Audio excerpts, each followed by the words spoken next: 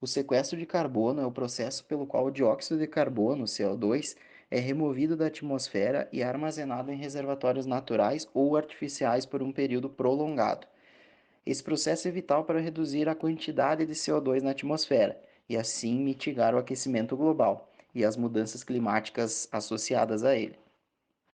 Existem algumas formas de sequestro de carbono. Uma delas é o sequestro natural e a outra é o sequestro tecnológico, como é chamado.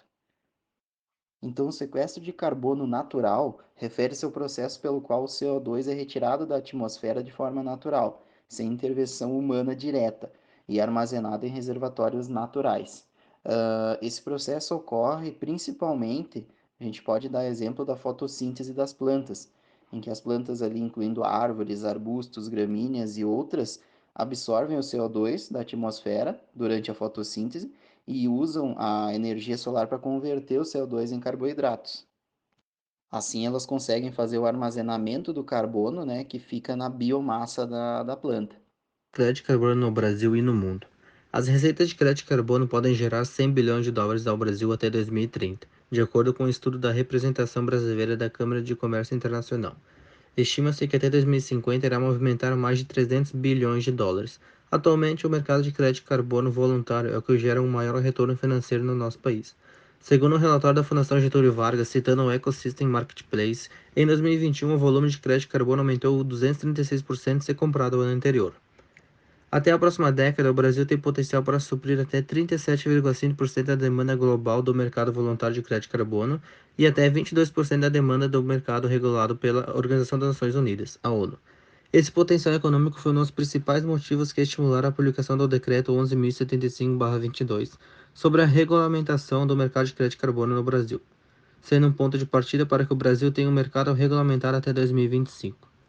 Por enquanto, o mercado europeu responde por cerca de 90% da comercialização de todo o crédito de carbono no mundo. Os principais mercados voluntários de carbono estão localizados na Índia, com 23 milhões de toneladas, nos Estados Unidos, com 14,4 milhões de toneladas, e China, com 10,2 milhões de toneladas. O Brasil ocupa apenas a sétima posição, com 4,6 milhões de toneladas. Bom, e como funciona o comércio de carbono na prática? Inicialmente, cabe destacar que uma árvore tem em média de 50% do seu peso o carbono sequestrado da atmosfera. E esse carbono ele fica armazenado na árvore a longo prazo, porque ele pode ficar tanto retido no caule como numa madeira, visto que ele é parte da composição química da madeira. E como se inicia então um procedimento para homologação de uma área para comercialização de carbono? Inicialmente é feita uma aferição para ver a quantidade de carbono que essa área consegue sequestrar da atmosfera e armazenar nas árvores.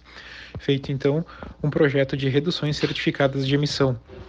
Cada tonelada de carbono é equivalente a um crédito de carbono, sendo que após avaliada essa área, é transformado esses créditos de carbonos em tokens de investimento, onde empresas que possuem uma capacidade de geração de poluentes maior do que a capacidade de sequestro de carbonos da atmosfera, fazem a compra desses tokens para permitir o equilíbrio de emissões e sequestro de carbonos.